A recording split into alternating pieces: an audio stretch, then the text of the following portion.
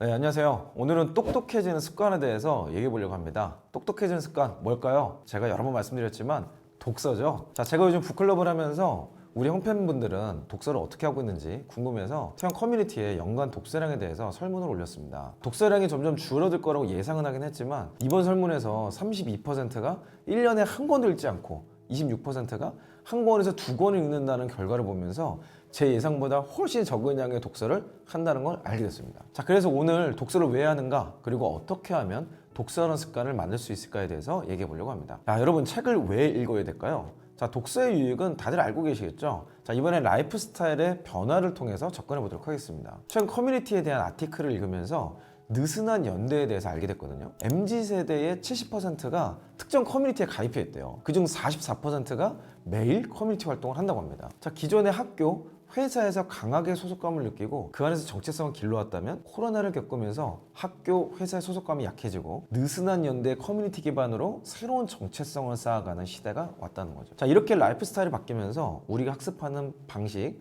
환경이 분명히 바뀌고 있습니다. 기존의 주입식의 교육과 학습은 앞으로 더 약해질 것 같아요. 의미도 없죠. 자, 그래서 앞으로는 더 주도적으로 학습하는 루틴을 만들고 그런 커뮤니티에 속하는 것이 개인의 정체성에 더 큰 영향을 끼칠 것이라고 말씀드리고 싶습니다. 자, 그럼 정체성에 대해서 말해볼까요? 자, 여러분은 어떤 사람이 되고 싶으신가요? 자, 많은 직장인분들을 만나보면 선한 영향력을 가진 사람이 되고 싶다고 말합니다. 자, 지금 세대는 영향력이 중요한 세대가 맞죠. 다른 사람에게 영향력을 계속해서 끼치고 싶어요. 그런 사람이 되려면 자신만의 가치관, 즉 여러 가치에 대한 기준이 필요합니다. 그 가치관을 만들기 위해서 더욱 독서라는 습관을 만드는 것이 중요합니다. 자, 독서를 하면서 여러 가치에 대해서 생각해 보는 거예요. 또 여러 방법에 대해서 알아가고 나는 그 중에 어떤 가치로 살아갈 것인가, 그걸 사고하고 정보를 얻으면서 성장하게 되는 거죠. 자, 저 또한 회사 생활하면서 많은 책을 읽었어요. 책을 통해서 다양한 관점을 익히고 지금의 정체성과 삶의 방향성을 찾을 수 있었습니다. 저자들의 여러 가지 가치와 저자들의 여러 생각들이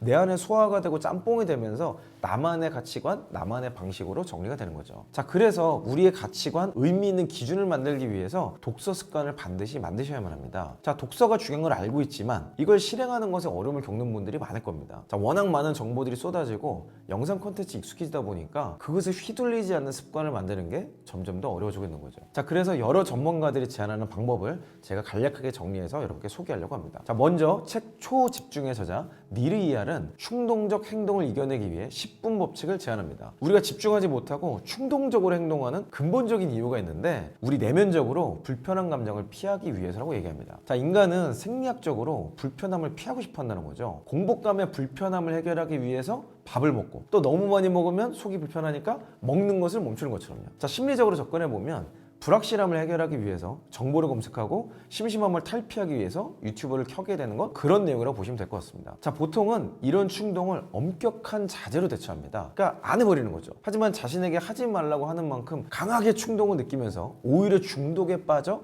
헤어나오지 못하는 경우들이 종종 있습니다. 계속 하지마 하지마 하니까 그 하지마가 불편함의 요소로 작동되면서 자제하려는 걸 포기해버리면 오히려 불편함이 사라진다는 그런 이유를 갖게 되는 거죠. 그래서 무작정 자제하지 말고 감정에 반응하는 방법을 바꿔보기를 제안합니다. 만약 다이어트 중에 충동적으고 초콜릿 케이크 먹고 싶다면 10분만 참았다 먹기로 하는 거예요. 제가 이거를 읽고 이틀간 금식을 해봤거든요. 주스만 먹어봤어요. 그때 너무 배가 고프고 막 스트레스 받을 때가 있잖아요. 그때 이 방식을 써봤는데 나름 의미가 있더라고요. 심리학자들은 이걸 충동 서핑이라고 합니다. 영원하지 않은 충동의 성질을 이용하자는 거죠. 자, 충동은 파도와도 같아서 금방 수그러듭니다. 그래서 서퍼가 파도를 타듯이 10분 동안만 타이밍을 기다리라는 거예요. 자, 저도 최근에 새로운 기획을 많이 했는데요. 너무 할 일이 많아서 집중을 하기가 어려웠어요. 그래서 의식적으로 기획을 하기 전에 제 생각을 비워내는 시간을 가져봤습니다. 핸드폰을 그냥 던져버린다든지 생각을 멈추고 음악을 듣는다든지 아니면 아무 소리도 없고 아무도 없는 공간에서 불도 다 끄고 나 혼자 뭔가 생각에 집중을 한다든지 그렇게 해봤더니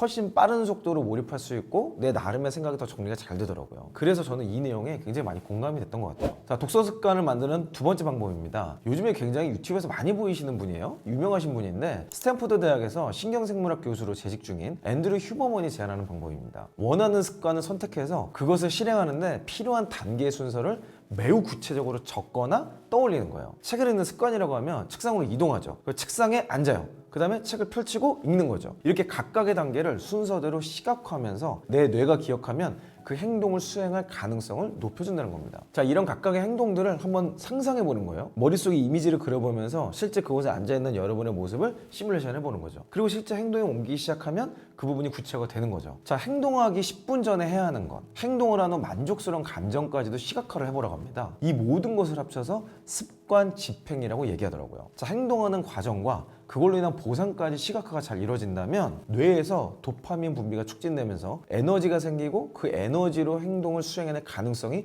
커진다는 거예요. 저는 이거를 자전거 타면서 가끔 경험해 봤어요. 제가 자전거 타는 걸 좋아하는데 아침마다 자전거 탈 때 이 습관 집행처럼 보고 있는 구체적인 이미지가 있어요. 그게 뭐냐면 자전거를 타면 앞바퀴가 제 눈에 보이거든요. 그 휠이 막 돌아갈 때 나는 소리가 있어요. 후 하는 뭐 멈추지 않는 소리가 있고 노면에 타이어가 막 스쳐 지나가는 소리가 있고 그걸 보다 보면 똑같은 모습이 계속 돌잖아요. 그러니까 뭔가 빠져들어 사람이. 그러니까 끝나고 나면 몸도 굉장히 상쾌하고 심폐지구력도 좋아지고 바람도 맞고 땀도 나고 이러면서 굉장히 상쾌한 경험들을 하게 됩니다. 그 상황을 계속 생각했을 때 아침마다 자전거를 타고 나가게 되더라고요. 사실 독서에서 제가 아직 이 방법을 해보진 않았어요. 근데 저도 어떤 효과가 있을지 굉장히 궁금해지더라고요. 자전거를 그렇게 해봤으니까 독서에 대해서도 한번 사용해 보도록 하겠습니다. 자, 다음번에는 이 방법을 실제로 해보는 콘텐츠를 만들어 볼까 합니다. 오늘 독서를 해야 하는 이유와 독서 습관을 만들기 위한 방법에 대해서 알아봤습니다. 자, 혹시 궁금한 분야가 있다면 댓글로 남겨주세요. 다음에 더 유익한 콘텐츠로 여러분의 지적 성장에 함께하는 콘텐츠로 찾아뵙도록 하겠습니다. 여러분 화이팅 하세요.